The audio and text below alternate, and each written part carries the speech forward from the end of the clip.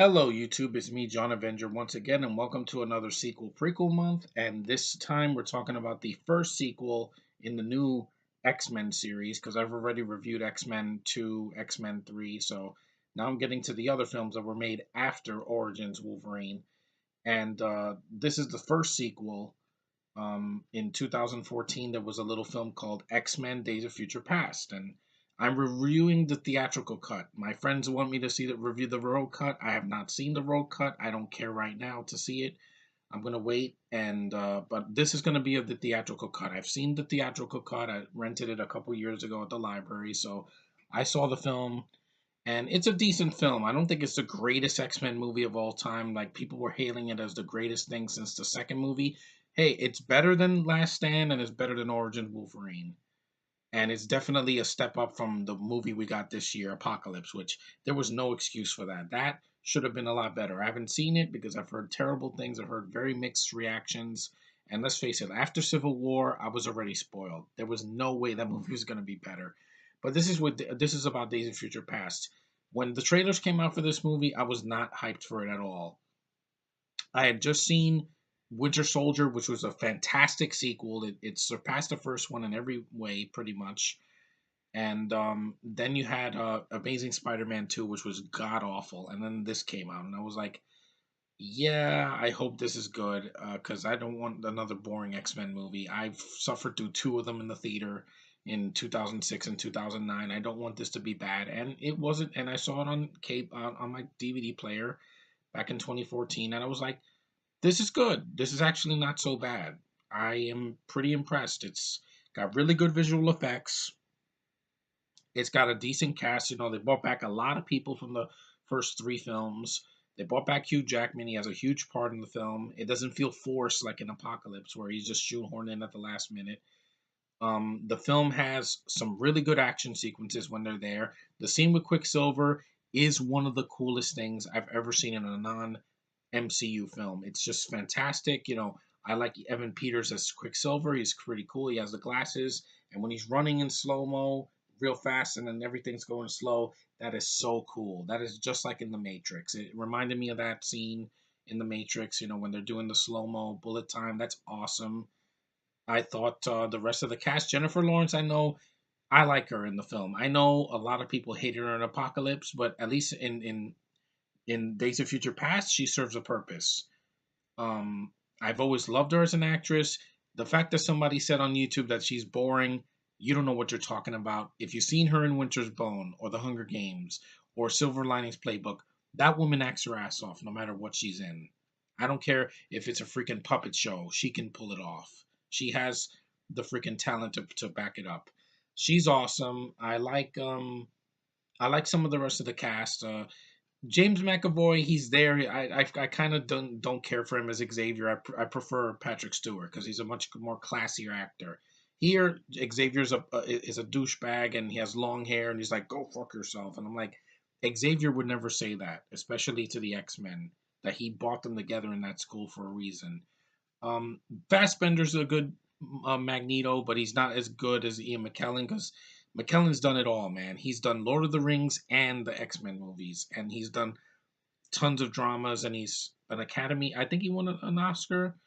Yeah, but he's a really good actor. I know he's gay, but hey, the man could act. I don't care. That does not dethrone him from being a classically trained actor. And yes, he's British, but hey, at least he's good. I like the look of the film. I like that Bryan Singer came back. I had some reservations because Singer, was saying a lot of stupid things. That there was like accusations that he was a child molester. I don't know if that's true or not, but I hope not. But the guy is gay. I mean, when a gay person touches a franchise, you're gonna get some tendencies in there. But hey, the film was decent on its own. Peter Dinklage is a decent villain. He's not the greatest villain, not that memorable, but he's better than Apocalypse. He's not a cartoon. The Sentinels look great. They didn't tease us like they did in the second movie, in the third movie, where they're in the freaking simulation, and and then they show the Sentinels' head, and like, oh snap, there's gonna be Sentinels in this movie, and no, because I guess they didn't have the budget for it 10 years ago. This one they did. The Sentinels look pretty fine. I mean, it's not like in the cartoon from the '90s, but it still was serviceable. And the film wasn't too long. It wasn't 2.5 hours. I'm sorry, Brian Singer. Apocalypse is not going to beat that. It's not. You put all these characters and you wasted them. At least in this movie, in Days of Future Past, it worked. You had Wolverine front and center, but he's good in the film. I like Mystique. The ones I don't care for, like I don't care for this guy is Hank McCoy. I don't care about him. They made him. They pretty much took Cyclops personality and they put it in this guy as Beast. And I'm like, you're not Beast, you're Cyclops. I'm sorry. Singer, Simon Kinberg, whoever wrote the script, Cyclops is Cyclops, not he's not Beast. And to be honest, I don't like the actor anyway that plays Hank McCoy. I preferred Kelsey Grammer in part three. At least he was perfect as Beast. He was intelligent. He didn't wear glasses, nerdy glasses, looking like Cyclops, and he wasn't some British actor. Well, I don't know, remember what his name is. I just he's the guy from Warm Bodies. Does nothing for me. He sucked as an actor. Quicksilver, he stole the show. Like every time he was on screen, I didn't want him. I didn't want him to leave. He had a lot of personality. He was fun. He was just as fun as Aaron Taylor Johnson was last year in Age of Ultron. They're both different though. They're not the same Quicksilver. They're uh, different characters because they never mention Wanda. His sister from Age of Ultron, and he has he dresses different, and it's a different version of Quicksilver. So I'm fine with it. And the story was interesting. I thought the story it fixes a lot of the mistakes that they made in Last Stand. They brought back Jean Grey. Granted, I'm not a fan of Famke Janssen, but it was a small cameo from her, so it didn't hurt. I don't know what they did with Rogue because that's in the Rogue cut. I have no idea. Also, the film didn't need the nudity, like showing Wolverine naked in bed. I didn't need that. I don't want to see man ass in my MCU movies, in my Marvel or DC movies. I don't need to see man ass. I'm sorry. And but the film is decent. I'm gonna say it is a good film on its own. I'm not gonna This is not a rant. I do like the film for what it is. It's not boring. Like First Class, they said it was like actionless, and I'm like, X-Men is not Star Trek. It has to have action. You have to give me things to watch, and it has plenty of action in the film. And the ending was cool, but then Apocalypse screws it up. And I'm like, where Logan is taken away by Stryker, wink wink, it's Mystique pretending to be Stryker with the yellow eyes, and then they show Apocalypse bald and with his hands up, and then the movie ends. And I was like, oh snap, the next movie's gonna be great. And then Apocalypse came out, underperformed, and now they're gonna do a TV series. So who's the loser in that? I guess the audience, because we saw right through that film and we knew that it was not going to be to the standard of that, or that. Yeah, I know I keep comparing it, but hey, it's Marvel. Even though these are not MCU X-Men movies, they can try a little harder. This was decent, but they could have done even better, and they didn't with Apocalypse. So at least Days of Future Past, I have that. So it's a step up from First Class, and it's definitely better than Apocalypse. Either cut, no matter what cut of Days of Future Past, it is way better than Apocalypse. It was. It had some humor that wasn't forced in there.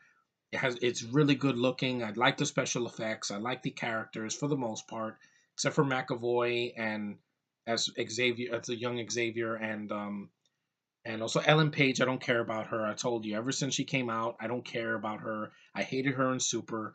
I didn't watch Juno. I don't care about her as Kitty Page or whatever, or Kitty Pride, whatever her name is. I don't care about her. Shrimp boat, lesbian, get out of my face.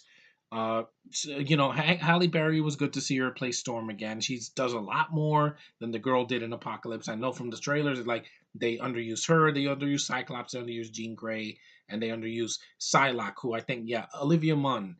That woman is gorgeous, and you waste her. Yeah, take that, Brian Singer and the producers. You producers are scumbags. You always cut the best things out of a film. But anyway, Days of Future Past is decent. It's a good sequel. I would put it. You see the first X Men, then you see the second one. Skip Last Stand, skip Origins Wolverine, and just put this one. It fits right in there, and it made a lot of money. I mean, it made over $300 million. It was a huge hit. I didn't go see it in the theater because I was very worried. I was like, this is gonna suck. This could suck. The last movie that I saw in the theater sucked of X-Men in 2009, and I don't want to go through that again. But then I rented it a few months later, and I was surprised. Would it have been in my best of the year? No, but probably my honorable mentions because at least it entertained me. That's one thing that Apocalypse didn't do this year for a lot of people. You can try harder. Putting a mediocre third movie doesn't work anymore. That was a third movie and it was fantastic. And it took everything away from, from that stupid comic. It took that BS away and they kept it consistent and it let the Avengers live, which worked. Here, at least in Days of Future Past, most of the characters that died in part three are restored here, and it should have ended with this. If this was the last X Men movie for a while, I would have been happy because really it ties up all the loose ends for the most part, except for Logan being taken away. But I still think it's a better ending than Apocalypse was. That was the end. Yes, it was the end of a good X-Men movie ride. But anyway, I just hope that that third Wolverine movie, I hope they make it R. They go for it for broke. Hugh Jackman needs to just be kicking ass the whole movie, just slicing people in half to pieces. I don't care. Just give him front and center in his own movie. And don't pussify it for kids because Wolverine is not a G-rated character. I'm sorry, people. His backstory and how violent he is not for kids. And in this movie, they prove it. That's why they show his man ass, and I don't need to see that. I'm sorry, just not for me. I like to see the female body more because I'm straight, and my superhero films can use more girls. The right actress, that is. And I love Jennifer Lawrence. I will always love her. I don't care what people say. She's great in nearly everything she's in. Even when the movie sucks, it's not her fault, okay? Don't blame Apocalypse for her. The assholes that said that she's boring, it's a bad script and it's a pacing that sucks. Here, at least the pacing was a little bit better. There were some slow spots in the middle, but I was entertained with Days of Future Past, at least with the theatrical cut. Because to me, no matter what cut of the film, as long as it's entertaining, I will give it the pass. Suicide Squad had way too many problems, and it's decent like this, but I think this is way better because at least this didn't tease me. It gave me an X-Men movie. It didn't just cock tease everything, and it didn't use Wolverine for 5 minutes or Magneto for 5 minutes or the villain Peter Dinklage, who he was busy, but at least he was in the film. It was good to see him and he does a good performance. So it has a lot going for it, and I would definitely buy this on DVD or Blu-ray and get the road cut and check it out one day. But it's a good film, no matter how you cut it. Compared to Apocalypse, Apocalypse could have 10 cuts, and I'm probably gonna like enjoy maybe like 2 scenes and then be bored to death. And like I said, Brian Singer, you don't need to make a movie 2 hours and 20 minutes. That is way too long. Unless you're gonna do that, which you can't because you're not Joss Whedon, you're not the Russos. You are just Brian Singer, the guy that made X-Men. That it started this whole Marvel uprising because Blade did it first, and then X-Men brought it to more mainstream audiences because Blade was R. So this was more accessible because it's PG-13. But it doesn't mean you can't try. That movie tried and it succeeded, and so did Deadpool. But anyway, I like Days of Future Past. I think it's decent. It's no Deadpool, but it definitely is entertaining. And if you can skip Last Stand and Origins, this is a perfect third movie. This is the last. This is the way Last Stand should have been back in 2006. It should have been action that counts and characters you care about, not just Wolverine is the only good thing in the movie and Kelsey Grammer is Beast and the rest of the characters are just interchangeable. You don't even know. There was no personality in that movie. That's one of the reasons it failed. And the Phoenix, but I'll get to that eventually. Well, I already got through that. I reviewed it already. But Days of Future Past is good. It's decent for what it is. It's not the greatest, but it is a good movie on its own. And I don't think it deserved. It should have been the last movie. If this was the last X-Men movie, I would have been fine with it because we had like 8 or 9 movies by now, not counting Deadpool. We've had the first three. Then you had Origins. Then you had freaking First Class, and then you had the Wolverine, then you had Days of Future Past and Apocalypse. That's 8 movies. I think that's enough. Yeah, Deadpool's gonna keep making fun of them, and to be honest, he deserves it because they screwed him up once before, and he came back this year and just came back strong. But X-Men, I still have some hope for it. I hope they just give this property to somebody else. I don't think Singer needs to do any more. He's already done what, like 4 movies, the first 2. and Days of Future Past, and then Apocalypse. Yeah, because he didn't direct First Class. It was Matthew Vaughn who did Kick Ass. But that movie, no, just not for me. I will see it eventually, First Class, but yeah, I'm gonna have some problems with it, definitely. But anyway, I would recommend first Days of Future Past. It's good. I would say skip Apocalypse for now. See this first because you're gonna definitely be more entertained. I guarantee. And this movie's not 2 hours and 20 minutes. It's long, but it's not 2 hours and 20 minutes. And for my closing statements, yeah, I do like the X Men movies, but let's face it, because of the MCU, I was already spoiled long after like the last X Men movie. I mean, I got Avengers, Avengers 2, and Civil War. Those are three fantastic movies that I love. This movie I enjoy. It's not great. It's not the greatest thing ever, but it is enjoyable for what it is. And so, with that, thanks for watching. Thanks for liking, subscribing, commenting. You guys are awesome. And I will see you in the next one.